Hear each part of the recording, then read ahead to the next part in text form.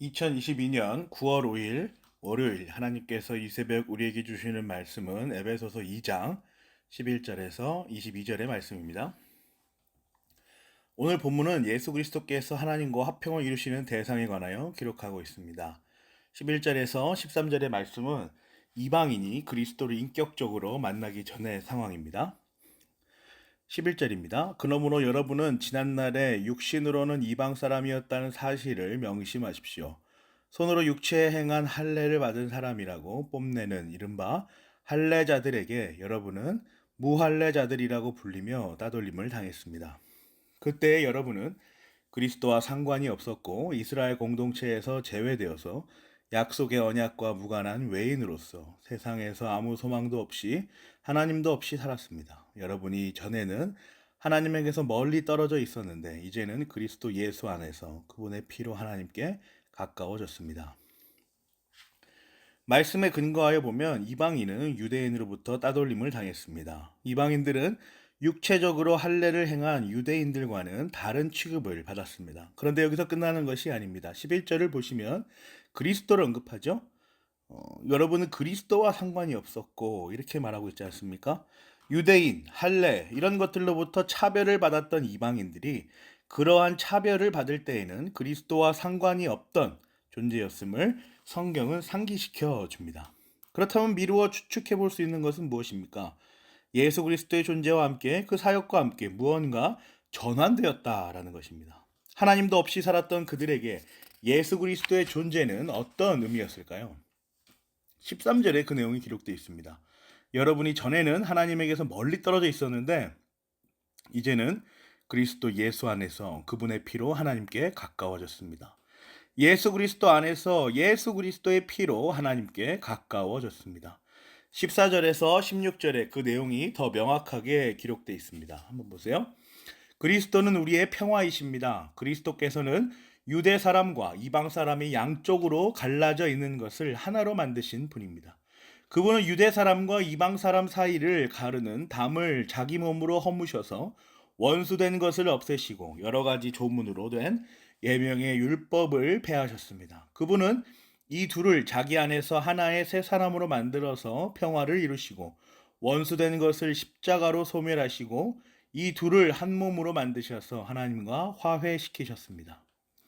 하나님과 가까워졌다는 건 무엇을 의미합니까? 14절에서 16절에 따라서 유대 사람과 이방 사람의 분리를 하나로 만드셨습니다. 또 유대 사람과 이방 사람 사이에 담을 자기 몸을 허셨습니다.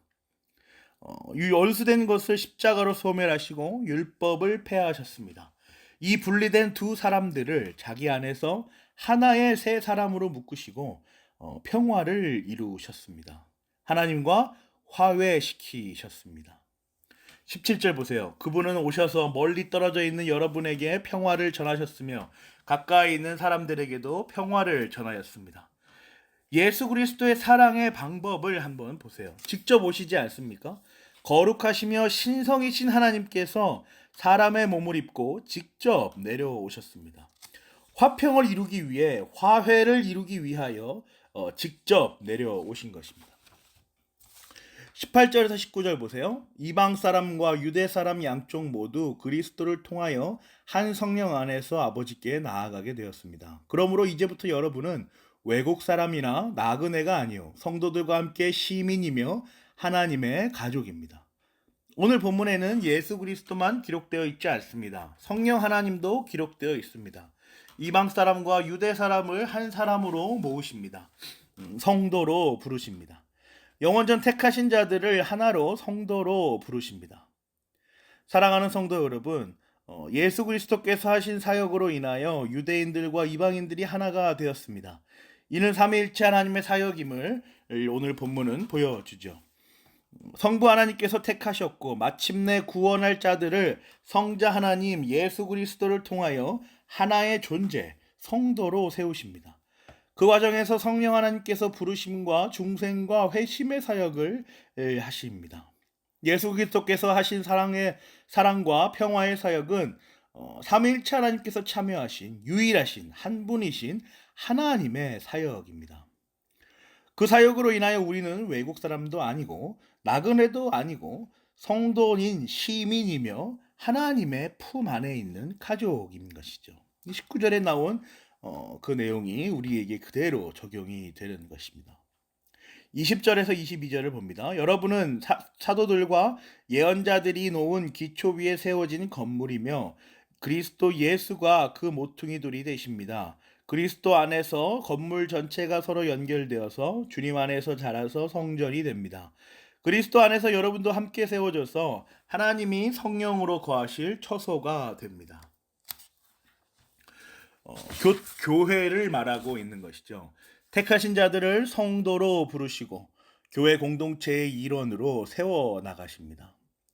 기초 위에 세워진 건물이라는 표현은 우리가 곧 성령 하나님께서 내주하시는 성령이라는 점을 잘 알려줍니다. 보세요. 영적으로는 신비한 연합을 이루었다는 것을 말씀으로 보여주신 후에 물리적으로, 그렇다면 시간 안에서 성도가 어떠한 존재인가를 보여주시는 것입니다. 기초 위에 세워진 건물, 말씀 위에 세워진 성도라고 그 그리스도 예수와 연합된 성령 하나님께서 내주하시는 성전이라고 물리적으로 우리에게 보여주시는 것이죠. 공동체로 세워진 성도는 각각 분리된 채로 유대인과 이방인과 같이 있는 것이 아니라 하나로 서로 연결되어 있습니다. 그리스도와의 신비한 연합을 유지하면서 말이죠. 그리고 각각의 육체들은 성령 하나님께서 거하시며 우리로 예배케 하시는 처소입니다. 우리는 성도이기 때문에 거룩합니다. 거룩으로 나아가야 합니다. 우리 성도의 속성은 삼위일체 하나님께 잇대어 있기 때문입니다. 그 존재와 그 사역에 강력히 붙들려 있습니다. 엄밀하게 말해서 우리 성도는 거룩하지 않은 그 어떤 행위들로 나아갈 수 없습니다. 그 행위들을 통하여서도 하나님께서는 하나님을 생각하게 하시며 묵상케 하시고 반드시 거룩의 자리로 끌고 오실 것이기 때문입니다. 우리가 반복적으로 회개하고 회개하는 가운데 예수 그리스도의 필요성, 우리 스스로는 할 수 없는 그 거룩과 의를 향한 우리의 어그러진 본성들이 우리 스스로 할 수 없다라는 그 생각으로 인하여 외부의 존재, 예수 그리스도의 존재를 필요로 하게 되는 것입니다. 그 가운데 그러한 묵상 가운데 하나님께서는 우리 성도를 거룩의 자리로, 그 의인의 자리로 끝까지 인도하실 것이기 때문이죠. 같은 맥락에서 한번 성도로 세워진 택자들은 성도가 아닐 수가 없는 것입니다. 반대로 자신이 스스로 성도라 생각하는 사람이 있더라도 그 사람은 하나님께서 택하신 자, 그 선택 안에 들어있는 자가 아니라면 자신이 아무리 그렇게 주장한다 하더라도 성도가 아닌 것입니다. 성도됨은 절대적으로 하나님께서 택하신 작정에 근거합니다. 그리고 그 견고한 작정이 시간 안에서 풀어내어지며 삶에서 드러나는 것은 오직 성도 한 사람과 또 하나님과의 그들만의 관계에서만 알 수 있는 것이죠. 나와 하나님과의 관계를 통하여서 내가 선택에 포함된 자인지, 유기에 포함된 자인지를 묵상하는 겁니다. 그렇게 나를 계속해서 성찰하는 것이죠. 늘 하나님과 긴밀한 교제 가운데 있기를 기도합니다.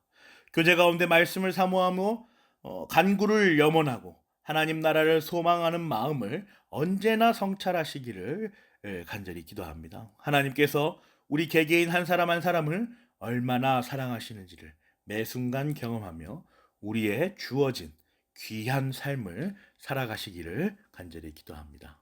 아멘.